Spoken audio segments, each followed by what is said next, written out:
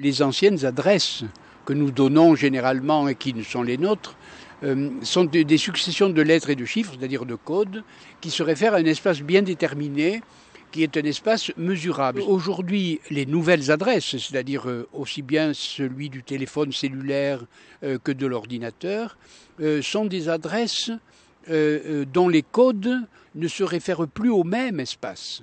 Et cet espace-là se détermine par l'immédiateté de l'accès à quiconque a un autre téléphone portable, à n'importe quel lieu par le GPS et n'importe quelle information par le Wikipédia par exemple.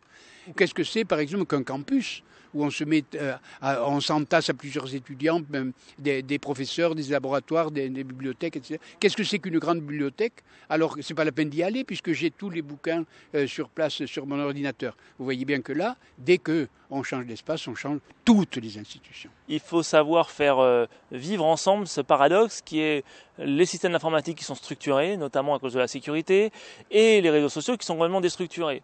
Et ça, c'est un système que j'ai inventé, entre guillemets, que j'appelle ça le COW, comme vache.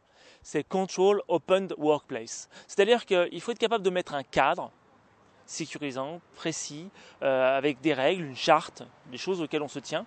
Mais dans ce cadre, tout est possible. C'est déjà arrivé que deux personnes qui font l'école ensemble, donc ensuite il y en a un qui part dans le public, l'autre qui part dans le privé, va voir un jour, là, celui qui bosse dans le public, va voir son chef, il dit ouais, comment ça se fait que mon copain avec qui j'étais dans la même entreprise il y a 3 ans gagne tant alors que moi je ne gagne que tant. Parce que vous saviez que Flickr, au début, c'était pas un site de partage de photos comme on le connaît aujourd'hui, mais c'était plutôt un jeu en fait. C'était un jeu. Et le partage de photos n'était qu'une simple fonctionnalité. Et c'est en fait en étudiant, en analysant comment leurs utilisateurs utilisaient le site, ils se sont rendus compte que la vraie fonctionnalité centrale, c'était ça. Et donc, ils ont totalement pivoté leur business model autour de ça. Les 2-3 conseils qu'on pourrait donner pour essayer de se lancer dans le Lean Startup, c'est ce que j'ai présenté pendant ma session aujourd'hui, qui est d'essayer au maximum d'apprendre vite de ses clients, d'apprendre vite de son produit. Ça, c'est la première chose. Après, comment faire? Expérimenter, tester des choses, tester ses hypothèses business, tester son produit, et puis toujours se mettre en mesure de mesurer le succès justement, en utilisant les outils qui sont à notre disposition, que ça soit sur le web ou sur un outil un peu plus bureautique. Scrum fonctionne bien pour des petites équipes. À large échelle, on commence à en voir certains points de friction. Et c'est pour ça qu'on voit aujourd'hui arriver aussi d'autres méthodologies telles que Kanban. Alors, si on devait décrire la méthodologie que nous on a utilisée, qui est en train de montrer le bout de son nez pour des grands projets, je dirais qu'en fait, on est simplement en train de faire passer à l'échelle ce que Scrum ou XP nous a appris, mais en utilisant les valeurs fondatrices du Lean. Et quand on passe à l'échelle, on a besoin d'utiliser des outils informatiques, notamment pour traquer, pister tout ce qu'on y fait. Et la chose drôle dans le projet qu'on a fait, c'est qu'à un moment donné, on a abandonné nos fameux tableaux en papier avec des post-it au bénéfice de l'outil électronique. Mais qu'est-ce qui s'est passé très rapidement? On voyait plus le flux parce que le flux était caché dans ces outils électroniques. Et qu'est-ce qu'on a fait? On est revenu à du papier et des post-it en vue de le matérialiser parce que finalement, c'est ce qui est le plus simple pour voir les choses. La connaissance est une expérience subjective. C'est la rencontre d'un sujet avec sa subjectivité, cette rencontre avec un objet d'information, avec un support d'information, avec un contenu informationnel.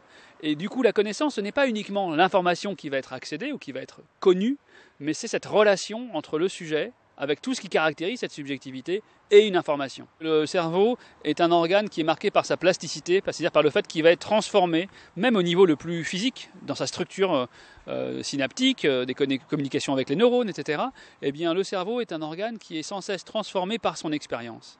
Et donc, sans être trop métaphorique, ne prendre que ça en compte et le mettre en relation avec ce qu'on vient de dire sur la connaissance par rapport à l'information, ça veut dire qu'effectivement, quand vous vivez une expérience subjective avec une information, vous n'êtes plus tout à fait le même, et notamment votre cerveau n'est plus tout à fait le même, donc votre façon de voir le monde peut être affectée par cette expérience de connaissance. Pourquoi travaille-t-on? On travaille pour être heureux. Parce qu'on a besoin d'argent pour pouvoir vivre correctement, mais aussi, si possible, parce qu'on veut être heureux au boulot. On ne va pas attendre la fin de la journée de travail, on ne va pas attendre les vacances pour commencer à être heureux. Un dirigeant d'entreprise, c'est d'abord et avant tout un professionnel du désir de l'autre.